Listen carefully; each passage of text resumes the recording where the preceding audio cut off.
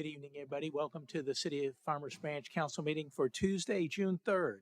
If you would, please join me for our invocation and pledge of allegiance.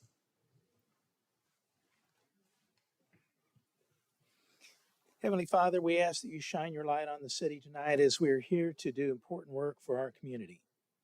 Help us to remember that we are here to serve others and not ourselves, and that we are to make decisions that will move our community forward, recognizing that we serve many different people, racially, socially, economically, with dignity and respect.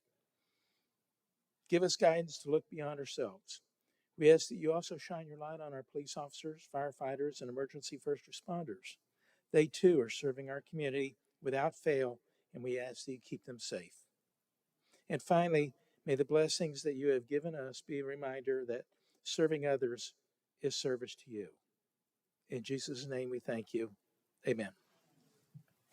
If you would join me for the Pledge of Allegiance. I pledge allegiance to the flag of the United States of America and to the republic for which it stands, one nation, under God, indivisible, with liberty and justice for all. And now the Texas Pledge. Honor the Texas flag. I pledge allegiance to thee, Texas, one state, under God, one and indivisible.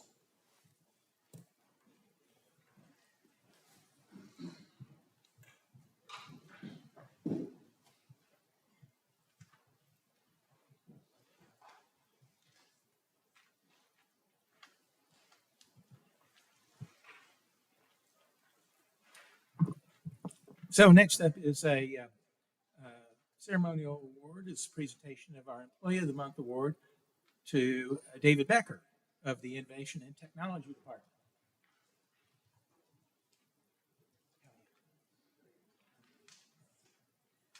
So David has been a dedicated member of the City of Farmers Branch team for nearly 10 years.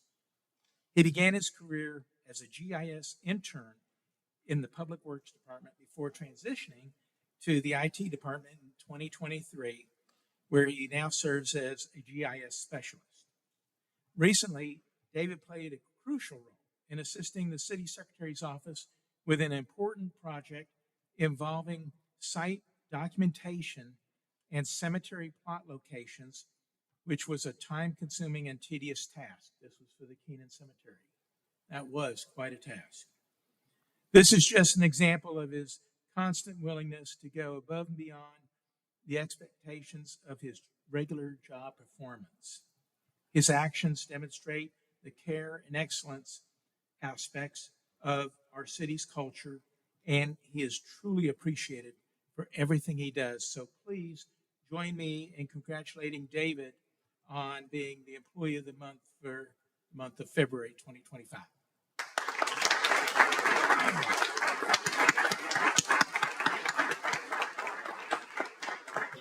So to go along with that, we have this beautiful award. And I asked if you would like to say a word or two. Maybe tell us what GIS is. GIS is a Geographic Information Systems. It's locational data, so mapping where things are and keeping good track of all that to where you can figure out where things are supposed to go. I'm honored to receive this award, and I'm glad that I was able to take the opportunity to go ahead and be able to help out others by what I do. Thank you very much.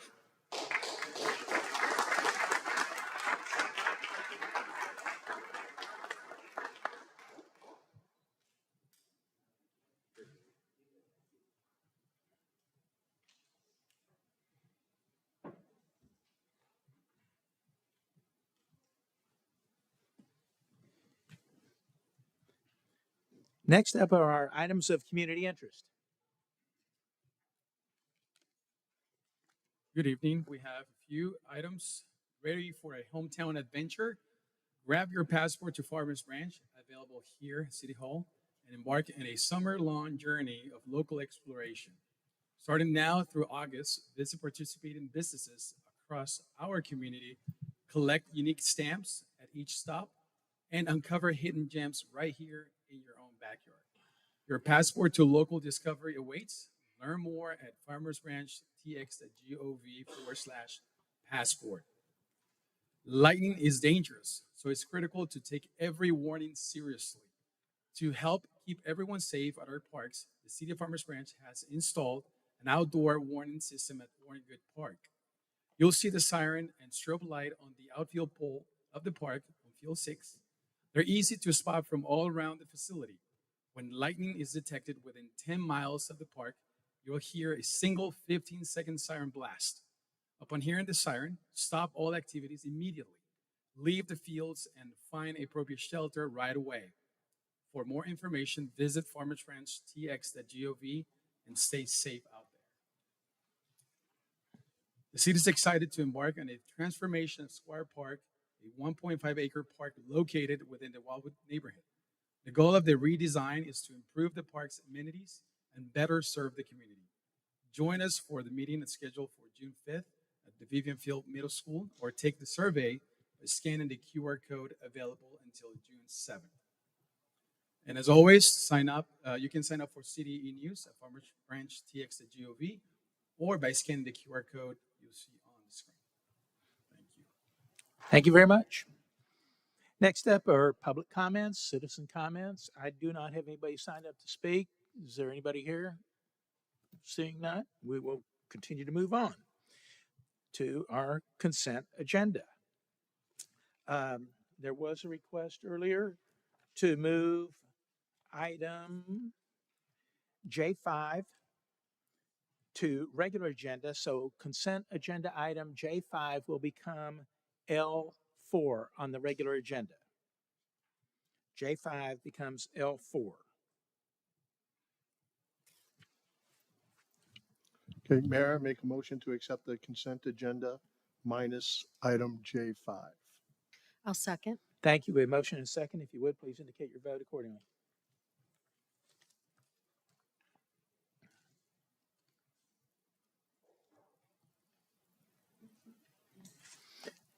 Motion passes unanimously. Thank you very much. Okay. Next up is public hearing, item K1. Conduct a public hearing and consider adopting ordinance number 3927, amending Article 6, Administration of the Comprehensive Zoning Ordinances to increase the required notification boundary for public hearings related to zoning cases and take appropriate action. Thank you, Mayor and Council. Sarah Bergman, Deputy Director of Planning. As this proposal resulted from a conversation with City Council in March related to zoning boundaries or zoning notification boundaries for requests that are brought before the City Council. So just as a quick refresher, currently Farmers Branch aligns with state law, meaning that anytime a zoning change is requested, letters are mailed to all property owners within 200 feet of that site at least 10 days before the hearing. This is one of several methods that are used to notify the public about zoning cases and increase awareness throughout the process. And so there's a couple more listed on the screen here. We post zoning signs on the property. Our website is kept up to date with case information and notices posted in the Dallas Morning News. And so during the discussion on March 4th, the City Council provided direction that this boundary should be increased, and 300 feet was the consensus at that time. So this is just a bit of the research that has been conducted throughout this process. You can see here a list of surrounding cities. The majority of them do stick to that 200-foot boundary that is outlined by state law, but certain municipalities have chosen to increase that, ranging from 200 to Colleyville at the largest with 500. And then, of course, with an increase in this boundary, we would expect to see some increase in cost related to mailing supplies, postage, staff time.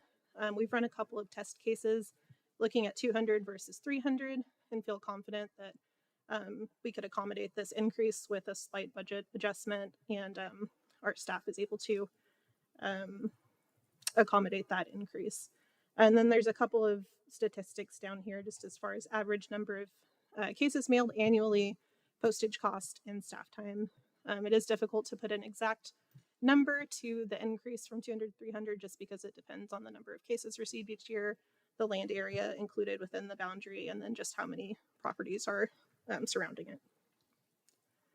And then as far as the proposal that's in front of you tonight, this would be an update to Article 6 of the Comprehensive Zoning Ordinance. So any case considered by the Planning and Zoning Commission or Zoning Board of Adjustment would shift from a 200-foot boundary to a 300-foot notification.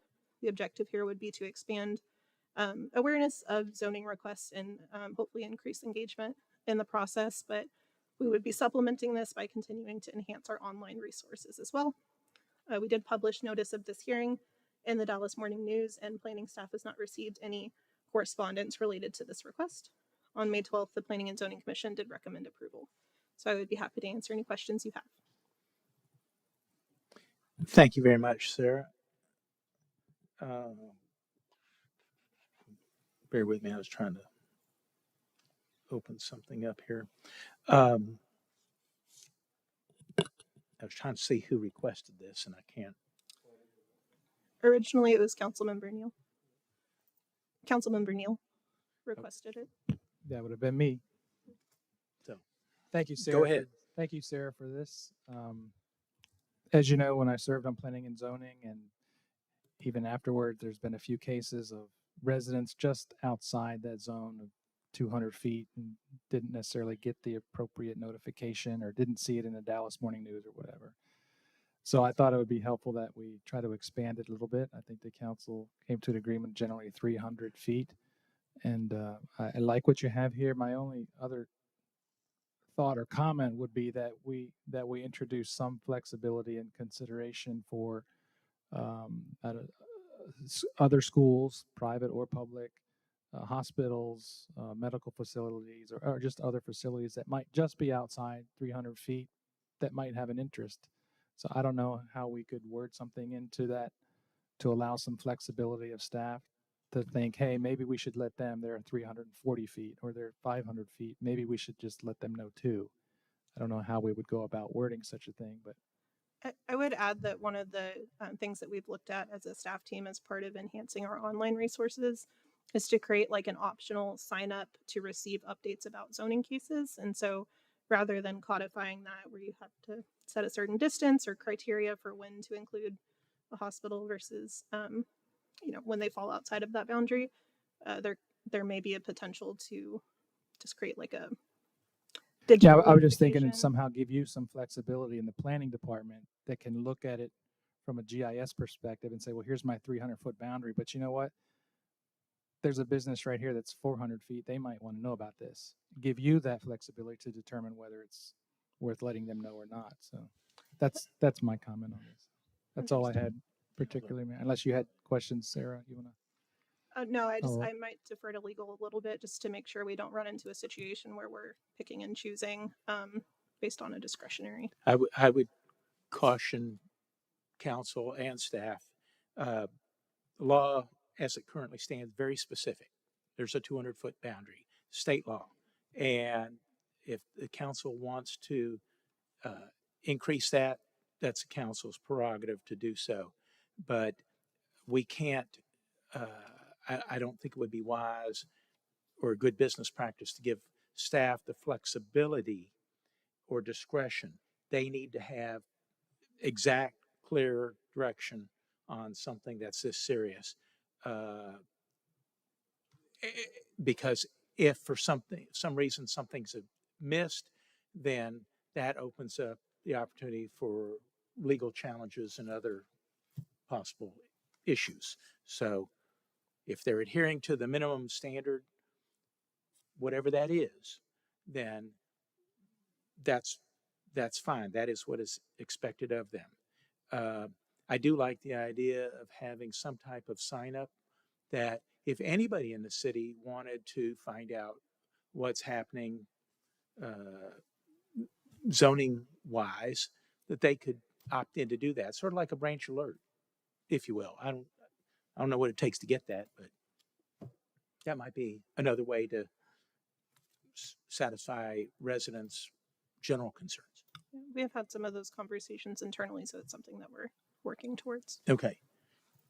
More. Councilman Roman. I think I'm fine with the 300 foot buffer. I really think we have to be very specific. I mean, it'd be great if we could include, you know, any and all interested parties that we think might be interested or affected. I just think it's going to be difficult. I think increasing it is kind of a great step towards ensuring that more people are notified about things. Maybe a suggestion to, because ideally, if somebody is 1 foot, we've had a situation where people have been 1 foot away, 50 feet or 100 feet away.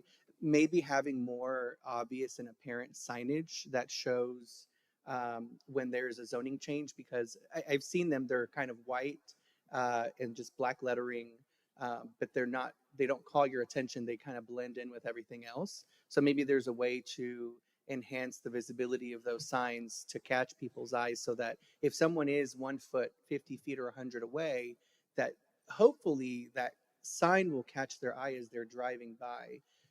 Maybe that might be a better way to call their attention if they're driving to work or driving home and they're near that area that's proposed for a rezone. But I'm supportive of a 300-foot barrier. I think Ben will know this answer, but is there, if they had gone, and I'm going back to the reason we're coming back to this, if the school had gone to the county commissioner's court, what would that have landed them? How many square foot or foot linear feet out would that have netted them? 1,000? Yes. So although the state law is 200, had they not come to us and they had gone directly to the county commissioner, it would have actually, they would have received a letter immediately for the school specifically, and it would have been 1,000 foot. Councilman Reed, Nothing for me. Councilwoman. I think the 300-foot marker is fine, but my question is, what about now we move it to 300 and then the people that were at 350 or 400 now feel that they should have been notified? So I feel like where do we draw the line? If 200 has always been effective and we just had one incident, which I'm not fully aware of, are we overcompensating is, I guess, my question. Thank you. So I'm in receipt of an email from former Councilman David Merritt, who served on City Council as well as on Planning and Zoning. And I thought he did an excellent job of advocating his position. I know he sent this to everybody on council. I don't know whether you all had time to read it today. Okay. But I did think it was very well written and worth consideration. And the long and the short of it is, and I'll just read his conclusion. In conclusion, it's my belief that seeking an opportunity to enhance public awareness and engagement, while noble in the effort, does not constitute expending additional precious tax resources when numerous legally required and additional notification actions are already being taken. Citizens and businesses of our city who want to be involved are smart enough and cognizant enough to know where and when to engage and seek information that potentially impacts them and our community. So I certainly agree with everything that he wrote here, but if it's council's will to increase the notification area to 300 feet, then that's fine. This is a public hearing. I do not have anybody signed up to speak. Has anybody missed the opportunity? Seeing none. So I will entertain a motion to close public hearing. And Mayor, I make a motion to close the public hearing and approve ordinance number 3927 as presented.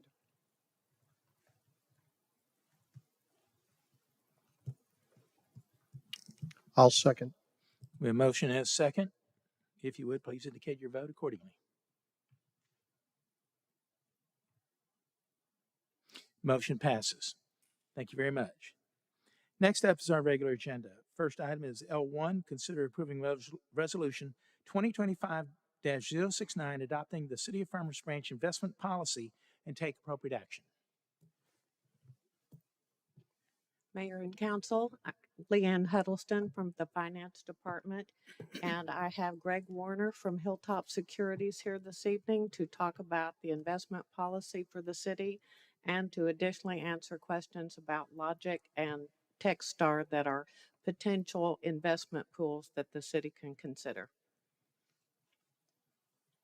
Good evening. Thank you. I'm happy to answer any questions. I'd like to address these separately, if we could, please. The investment policy and the consideration for Techstar and Logic are two very separate entities. The investment policy is required to be reviewed and adopted annually by the City Council per the terms of the Public Funds Investment Act. We as investment advisors have made some very minor, what I would consider housekeeping updates to the policy this term. There's no major changes in the policy at this time.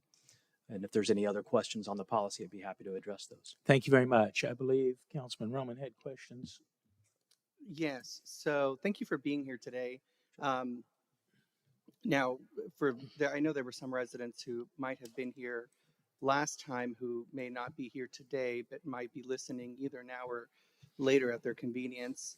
I think we were supposed to have a representative from JP Morgan Chase because we had a representative from Hilltop Securities here last time.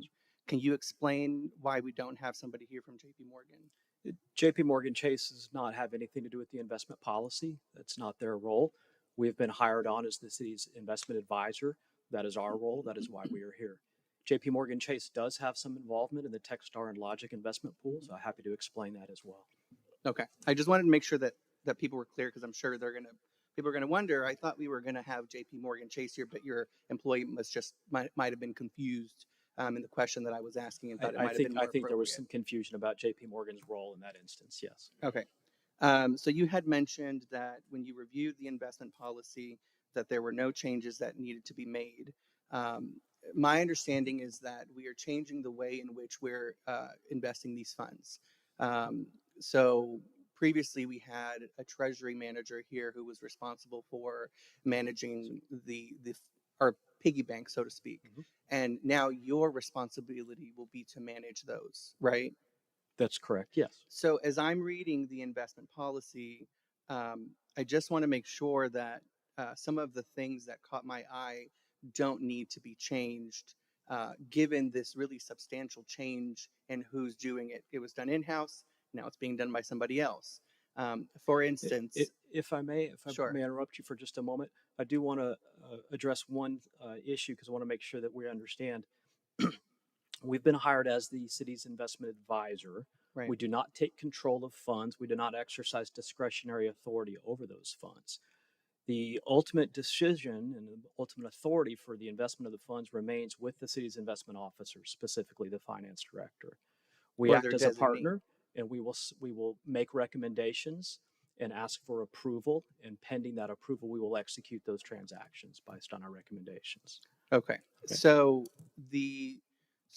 you'll have a recommendation of exactly how you want to invest the money. Are you referring to the pools? Or are you referring to, because No, we're I'm not. talking about three buckets, right? We're You talking are. about two different investment That's correct. pools, We're and talking about- about the general investments. Yes, you're talking Right. about two separate items entirely. The investment pools are one of the investment options that the city can utilize. We will utilize the pools as one of the investment options. That won't be the only investment option. Okay. Now the trading that happens inside of the investment pools, is that treated separately, right? The board would decide, the board of those two investment pools decides That's correct. what gets traded and when it gets traded. That's correct. Okay. But the separate investments over here, those you'll come to the investment officer and seek their approval for sir. what's going to be purchased. So what is the investment committee's role? Because we did have an investment committee, and my understanding is that investment committee was responsible for giving direction about trades before they were placed. Typically, the investment committees is more of a consultation and oversight and a review process. The investment committees typically would be responsible for reviewing investment reports, reviewing investment strategy, and helping guide that process. The decision-making authority on the investments itself is normally rested with the investment officer. Okay. And that investment officer would generally report up through that investment committee, who would, again, have some oversight responsibility. Okay. So the trading is not authorized by the investment committee. The trading is done by the investment officer. And I'm not aware of any, I'm not aware of any public entities where the investment committee is specifically exercising that authority. It's usually vested with the investment officers. Okay. Let's see. Now, have you managed these funds previously to this item being brought forward? Not here at the city, no. Okay. Now, with Hilltop Securities Asset Management, we manage funds for approximately 50 other similar Texas entities, all funds subject to the Public Funds Investment Act. So we're very active in this space. We're very familiar with these types of funds and the laws that govern the funds, the liquidity requirements, the primary objective being safety of principal. We have a very, very deep bench of experience in this arena. Okay. And so this might be a question for, I think either Ben or Leanne, but my understanding is that in the selection process of determining who is going to be our investment advisor, the investment policy dictates that it's supposed to be done through a competitive process. And it sounds like the gentleman from Hilltop just indicated that he had not been our investment advisor for these funds, and this is going to be a new engagement. So I'm curious as to the competitive process, how it went, how long it was, who was considered, and why we chose it Hilltop. With the changes that we had in the finance department, with the change of about 4 different staff members in a very short period of time, I asked the city manager if we could expand our agreement with Hilltop. They do our financial advising on bond issues and have since 1999. So rather, we didn't believe we had the time available. We needed to get the money under management. We needed to get our books and records correct with some urgency. So that was not done. It did not go out for RFP. Okay. So what happens in the event that either our investment advisor or our investment committee or investment officer or any of the other individuals named in the investment policy don't abide by the things in the investment policy? I mean, who enforces that? I don't know that I can answer that specifically. I think with the new permanent finance director coming in, they'll be able to assess where the city is in financial matters across the board and then be able to make recommendations to the manager on the proper ways to go forward from here. Okay. I will just say I thought there was a process that had taken place, so I'm a bit surprised that we're not adhering to our own policy. How much money is it that we're talking about that's going to be in the 2 funds and then in the separate investment portfolio? We have about 146 million invested on the April 30th statements, if I recall, Okay. of which we have 30 million in TextPool, which is very similar to Logic or to Techstar. And our suggestion here was to split that 30 million or whatever the number should be among the 3 as opposed to having it in just one pool. Mm-hmm. And this is a question for our proposed investment advisor. How much are you thinking that you would put in the 3 separate buckets? Have you gotten that far yet? I don't know that we've gotten that far yet. Okay. Typically for most entities this size, we would maintain liquidity buckets, which is what these local government investment pools would represent, Sure. on the order of 25 to 35% of the portfolio. As it stands today, given the staff changes and so forth, the city is not in a position to reinvest funds as they mature. There's some authorization processes that have to go through that haven't been concluded yet.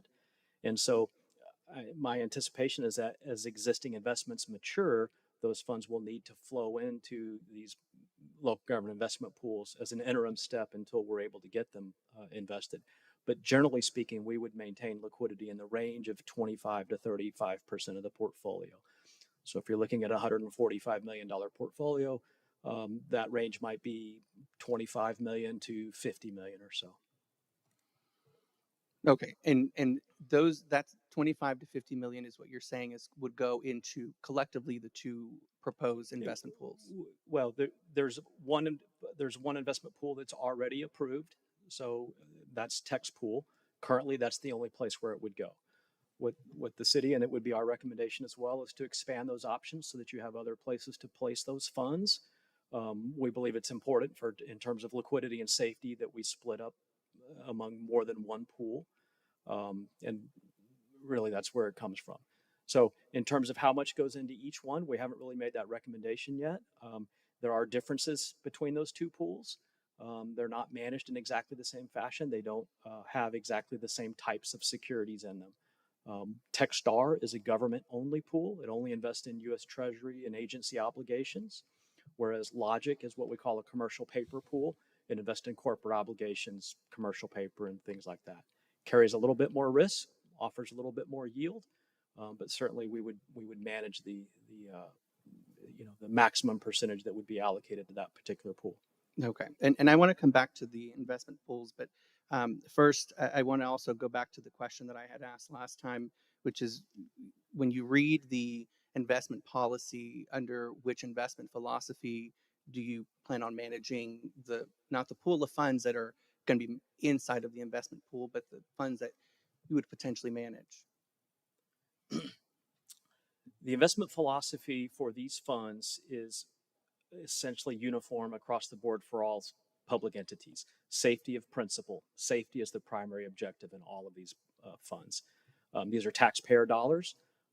They are invested in short fixed income instruments with an emphasis on safety and liquidity and finally yield. So I would expect that we will follow that mantra in this fund or in this portfolio, just like we do for all of our public entity clients.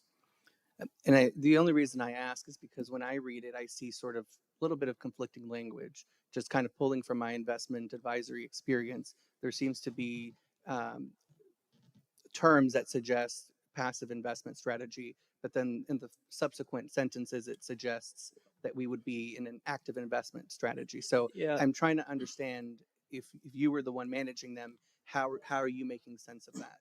Yeah, generally, I would suggest that the terms passive and active don't necessarily apply to public funds investment management. There's no stocks, there's no equities. There's nothing where total return is your primary objective. So, as I said, we will be buying treasury bills, treasury notes. Mhm. The maximum maturity in the portfolio is 5 years. The maximum weighted average maturity is only 1 year. So this will be managed to a fairly short-term portfolio.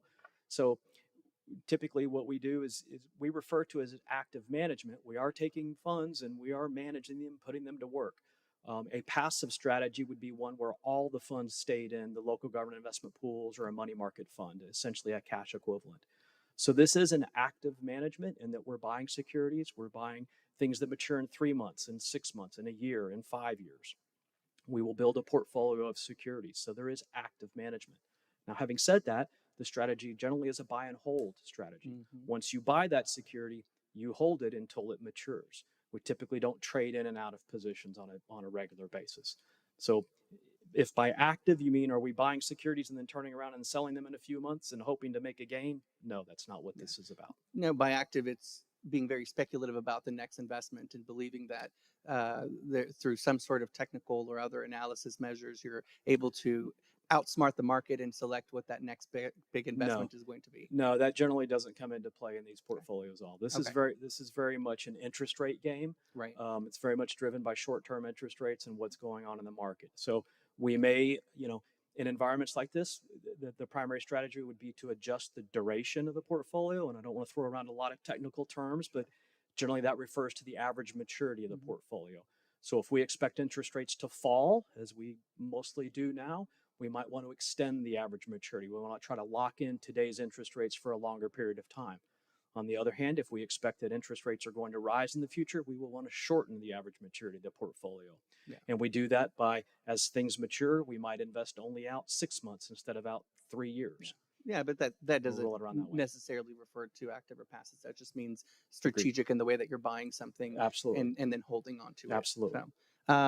So tell me a little bit about fees, because I also want to make sure that we're comparing the cost of what it costs when we Sure. were having an employee here doing this work versus when we're now hiring somebody else. Sure. And if you can speak specifically to any, obviously you said that you haven't gotten to the point where you've evaluated a specific investments that you'd be into, but you can probably see my next question is going to be the fund fees, in addition to your Yes. fee. Yes. So the only funds that will be utilized in this process are these local government investment pools. That includes the one you use today, TexPool. It also includes Techstar and Logic, which are the two that are being presented as proposals. The management fee on Techstar is 6 basis points, 6/100ths of 1%. The management fee on Logic is 9 3/4, 0.0975%.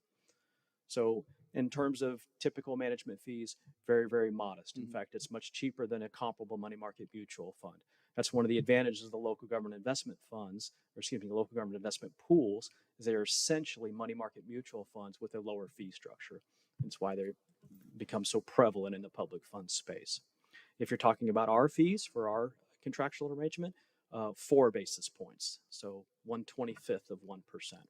Okay. So based on the city's portfolio, we expect management fees will be in the range of $50,000 to $60,000 per year.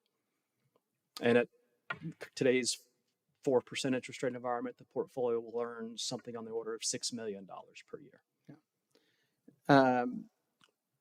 So you're not collecting a fee on the funds, the money that goes inside of the investment pools. We will collect fees on those as well. Yes, we Okay, will. so when we're talking about 6 bips for Ultimately, them. your total cost will be 10 basis Yeah, points. okay. That's correct. and that's not anything compared to working with individual clients. That's more like 1%. Absolutely, yeah. Okay. Okay. Now we've talked a lot about investment pools, and I just want to make sure that the public understands exactly what it is that we're talking about. So, in simple terms, can you just explain in your own words Sure. what an investment pool is? So in Texas, and this is done in a lot of other states, they utilize what is known as the Interlocal Cooperation Act, which allows local governments to pool their resources. A lot of local governments use these with purchasing organizations so that they can pool their resources together to acquire supplies and so forth on a cheaper cost. It's no different in terms of a local government investment pool. These are essentially money market mutual funds. They're operated just like a Rule 2a-7 money market mutual fund, very short-term investment vehicles. It's essentially a cash alternative. They have overnight liquidity. You can withdraw all your funds tomorrow. They're what we call a dollar in, dollar out pool. They seek to maintain a stable $1 NAV. You put $100 in today, you can take $100 out tomorrow, and you earn an overnight interest rate, which today is around 4.25% to 4.5%, depending on the particular fund. That's essentially it.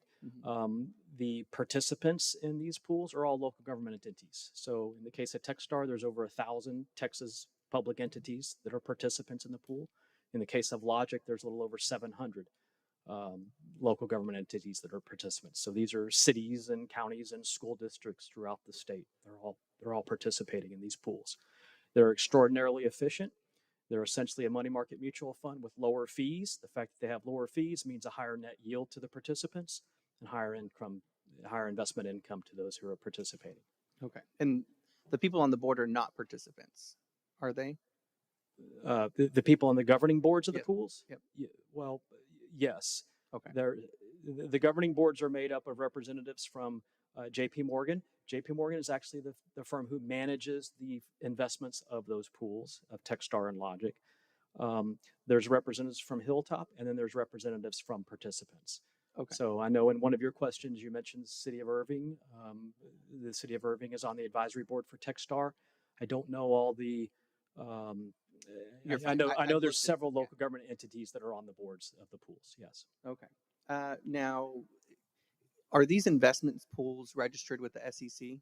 They're not registered with the SEC. They are registered with the Municipal Securities Rulemaking Board, the MSRB, but they are rated by Standard & Poor's, and both pools are rated AAA-M by Standard & Poor's, and they operate under the same restrictions and rules as a 2a-7, as a SEC registered 2a-7 money market fund. Okay, so same regulations apply.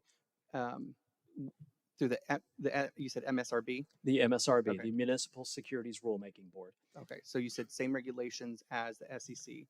It's very similar. They're Okay. they're operated under the same umbrella. Does And it in offer- fact, the managers that are managing JP Morgan's money market fund complex, the same people who are managing the investment pools. Okay. Does it offer the same protections as a SEC registered investment? Are these funds guaranteed or Such- insured? No, they're not, but neither are SEC registered money market funds. Okay. So they are not bank deposits. They are not FDIC insured whatsoever. Okay. You, just like a mutual fund, you own a pro rata share of whatever the fund owns. Can you tell me how long these funds have been in existence? In the case of Techstar, I believe it was created in 2002. Okay. The case of Logic, it goes back prior to that. Hilltop, at the time First Southwest, became involved in 2005. The board of directors of Logic terminated the prior manager and engaged Hilltop Securities and JP Morgan in 2005. Okay. So both of these have been around for some time. And when were they rated by S&P as a AAA? From day one. Have these funds sustained any substantial losses since inception? No, I believe prior to Logic,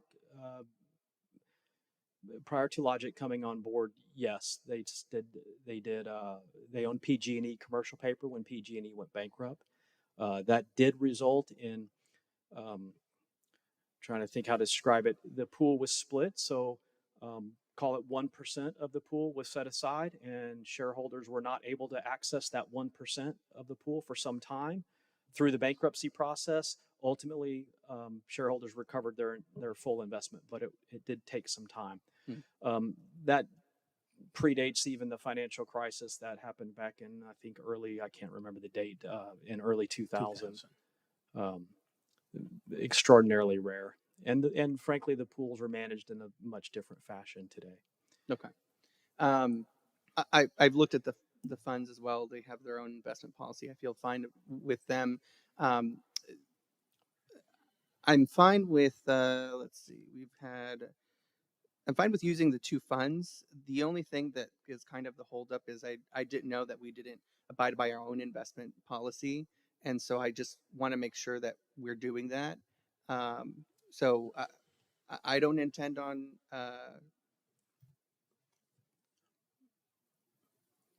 it doesn't look like there's action here on deciding. There is. On deciding who's going to be the investment advisor. Oh, no. How can we ensure that the process that we've adopted as the council is followed through? Ben? On this one, what would happen is that was an interim measure when the employee left unexpectedly that was in charge of treasuries and securities for the city to make sure that there was somebody overseeing it. We can always bring these back to the council for consideration at a future date for the investment advisor. This is more of to make sure that the city's securities were under custodianship and not just sitting. And so that was triage. Okay. And we can move forward from there. Got it. But not long term. It's just triage because of the changes in staffing that required immediate needs and assessments. Yeah. Okay. Not to say I don't like you, we're not going to select you. I just want to make sure that we're following the policy that we have. I understand the extenuating circumstances, but I want to make sure that that's followed through. With that, I don't have any other questions. Thank you. Councilwoman, Councilman Reed, Councilman Buford. Thank you. Councilman Neal. Thank you very much I'll for taking the stick time. around for the next two motions if Yep. there's any further I was going questions. to say, don't go far. Okay. This item is marked for action.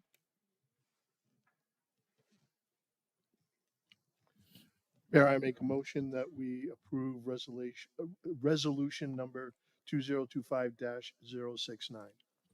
I second. Thank you. We have a motion and a second. If you would, please indicate your vote accordingly. Motion passes unanimously. Thank you very much. Next up is L2. Consider approving resolution 2025-083, authorizing the city of Farmers Branch to participate in the Techstar investment pool and designating authorized representatives and take appropriate action.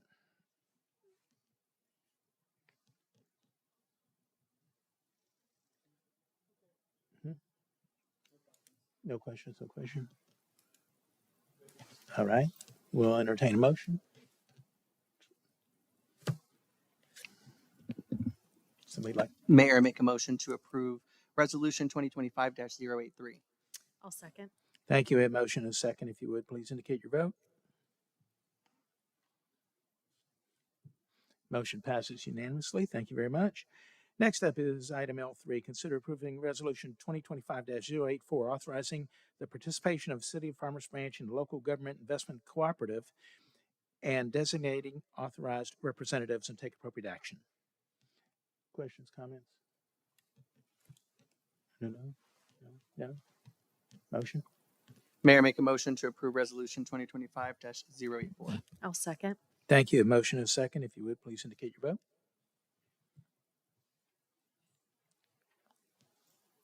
Motion passes unanimously. Thank you all very much. Next up is item L4, which is item J5 from the consent agenda. Consider approving resolution 2025-071, supporting the city's application to the Texas Department of Transportation 2025 Transportation Alternatives Set-Aside Call for Projects and take appropriate action. Good evening, Mayor, council members. Ray Silveres, Director of Public Works. I have with me here Maria Minter. She's the one who's been pursuing this application, and I wanted her to give you all the information you can before you make a decision. So I'm going to have her come up to the podium and discuss it real quick. Good evening, Maria Minter, Managing Superintendent, Public Works. I don't have a presentation, but I did pull up this criteria description from TxDOT. So to give you some information, and I know it's a lot to digest, so we can just kind of hit the highlights. This is the criteria for the call for projects for TxDOT. Based on this project, we've met a lot of this criteria, and it's going to score highly based on some of the action that we've already taken. I can go over that, or I can answer questions, and we can go along however you'd like to do this. Thank you, Maria. This was requested by Public Works, so I'll start with my left, Councilman Roman. Right. I don't have any questions, and I mean it's not that I don't like the project. I don't like that we weren't given an opportunity to assess what projects were meaningful and critical to our residents in our community, and then from there work collaboratively to figure out which might be the best outcome that would achieve success for everybody. So for our residents, for the projects that we're championing, and then from your perspective, which ones are going to get good scores and have a good likelihood of moving forward.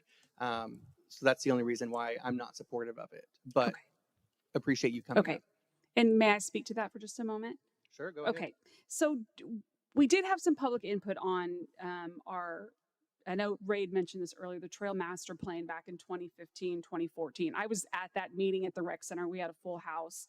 And then again, with the active transportation plan draft, we did do a community meeting last spring or summer, I believe, and we had 40 people. I know Mayor Lynn, you were there. We had about 40 people come in. That was more of a come and go meeting. And we also did a survey. So we had 300 people complete a survey giving us feedback on safety, active transportation. And so based on the Trail Master Plan, the Comprehensive Plan 2 addresses this project in that as a potential trail. And so with that information, with the Trail Master Plan and the Comprehensive Plan and the feedback we got from residents, that helped guide the Active Transportation Plan draft and help us kind of, our engineers and our consultants help us prioritize. And this one ranked highly with the connectivity to Addison's bus depot, with their with the Silver Line coming in, and of course their trail network, and then also the safety that it's going to provide to the residents over there along Inwood. I've walked the entirety of that trail. I spent 3 hours out there, Shane and I and Kimley Horn, and we walked it, and we saw residents in the multi-use areas over there walking in the grass outside the apartments. And so just talking with property owners too, getting their feedback. We've also talked to Encore, and they're supportive of this project. And then also just a little bit too, we did have this project partially designed back in 2020. There wasn't funding for it at the time, so we put it on the shelf. and saved it for something like this, where when there was a call for projects with TxDOT, that we might have an opportunity to get it funded. So that's why it's been kind of on the back burner about the last 5 years. My understanding is that these meetings that have happened, well, I guess let me ask this question.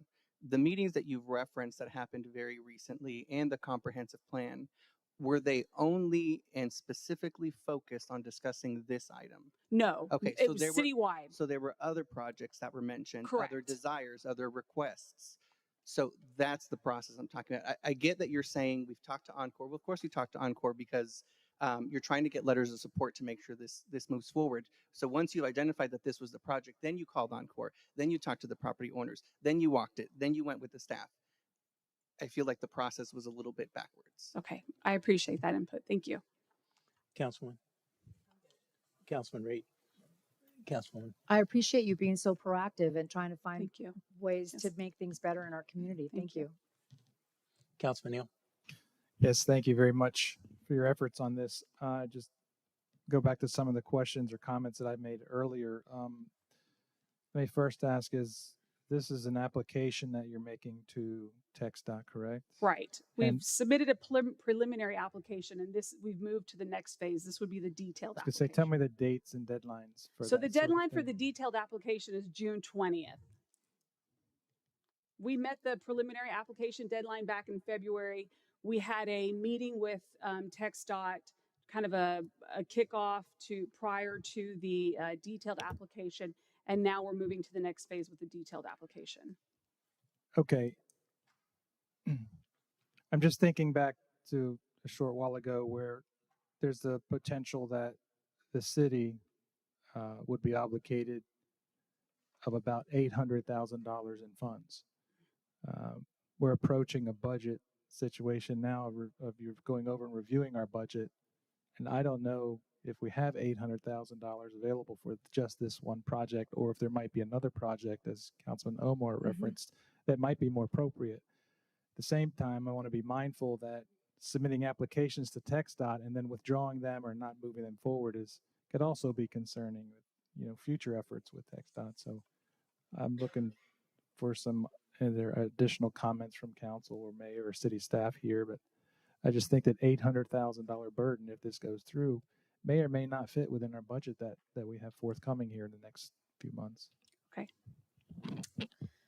For the residents, just so you guys understand what he is stating, it looks as if preliminarily going into the budget season, we will be in a flat budget this year. So that is the reason Councilman Neal is making that statement. We did receive the active transportation plan. It was to be on this evening's agenda. It was a lot to cover in 4 or 5 days. So we did ask for it to be delayed so we can take that in and read it. But if we just got it, I understand that's why you just got it to us. So I understand what you're saying and the deadlines and what they are saying. But when you're looking at, an agenda that has one topic that has well over 100 pages in it to read and to understand how this plays into it, those deadlines are tight and they're hard. Right. Yes. Yeah, I can appreciate that. Absolutely. Thank you for your comment. Very well said. Maria, correct me if I'm wrong. I think it's important for folks to note that while we had community meetings and those spanned a couple of years working up to the comprehensive plan that we put together. So things were said, things were identified at a prior date. Correct. Long ago. Mm-hmm. But there was no opportunity for any grant funds or whatnot. So those ideas were sort of put on the shelf until such time that funding became available. Okay. Right. But when the idea was created, we didn't know what the budget was going to be 3 years down the line, the city budget. And so there are many factors that affect the city budget, correct? Absolutely. Yeah. And so ideas may have been great at the time, not had funding, then grant funds become available, but there may not be city funds to do a match or whatever is required at the time that such ideas maybe come to fruition. Right. Okay. Okay. So I think that's fair, and I want people to Mhm. understand that because uh, things were looked at and discussed several years ago, thinking, hey, these would be good ideas. These would be good things to help move our city forward. Okay, great. We'll wait and see if we can't get some grant funding. So let's just set that to the side and hold it. Well, comes time, and of course, current situation has changed a little bit. Um, and the council will put every ounce of pressure on the city manager to deliver a budget that can hopefully help us to achieve some of these funding some of these items. So anyway, I just wanted that to be on the record so people understood this wasn't just spur of the moment this came up. It did come up quickly, Yes. and going back, we now have new council member. They need time to review active transportation plan. It's a big document. Uh, maybe all of council needs to go back and revisit and refresh with the comprehensive plan just so we know what's in store there or what we are looking at for the future, because that's what that map Yep. sort of guides. Fair enough. Okay. So I want to make sure I know where we're at. I mean, we're going to have to take action on this. But would it be, I'm going to ask city manager, moving forward is going to be incumbent upon the city putting up funds for this, or are we going to go through this whole process and then you're going to say, well, we don't have the money? So this can be non-recurring expenses, and there's going to be different creative solutions in the non-bond CIP and other areas where we can rely on funding. For this one, it's just, is this a direction the council wants to move based on what's been designed here, but non-recurring. So it would be sitting in a different bucket in most cases. To the level we can fund that, yes, it's going to be most likely a flat budget year, but it'll be the direction of the council. Do they want to find a way for this to be incorporated in, and we'll move from there. Very good. And then there's also end of year adjustments coming as well. And that is forecasting a surplus that will end of year adjust as well, that can advance fund this in the non-bond CIP. A lot of mouthful there to say there's funding ways to get there, but also true to council's comments, this is money that could also go somewhere else as well. Understood. Additional questions? Yes. Funding that could have gone to infrastructure. That could, yes.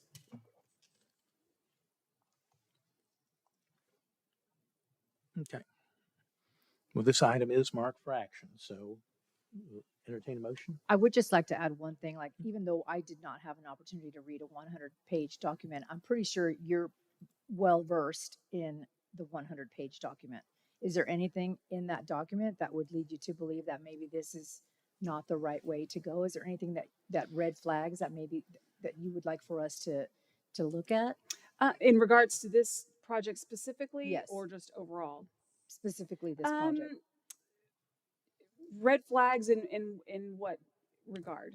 In terms of maybe thinking maybe this is not the best way for us to move, like this is not the best use of Okay, our I see. resources at this time. I see.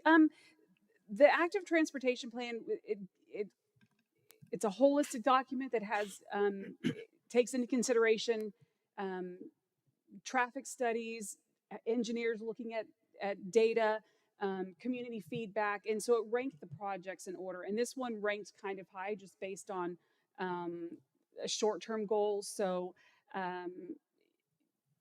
that's the information that we took, the data.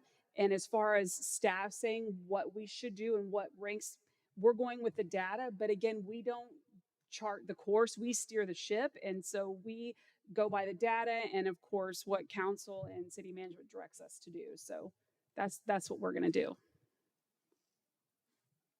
You're welcome. Thank you. Yes, sir. Mayor, I make a motion to deny resolution number 2025-071. Second. We have a motion and a second. If you would, please indicate your vote accordingly.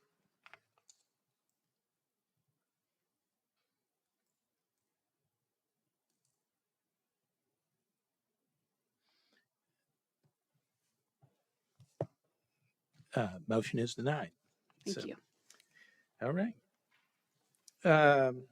That concludes,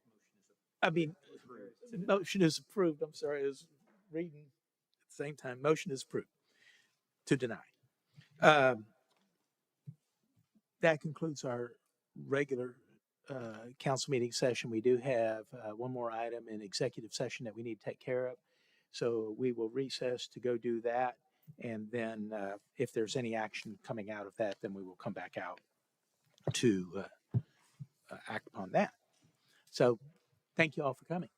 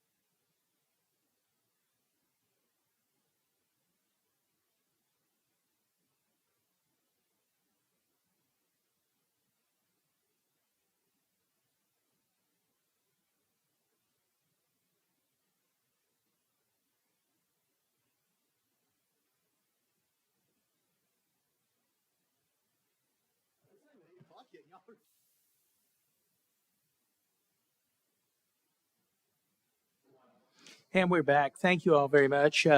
We do not have any action to take as a result of executive session, so we will adjourn at 7:35 tonight. Thank you.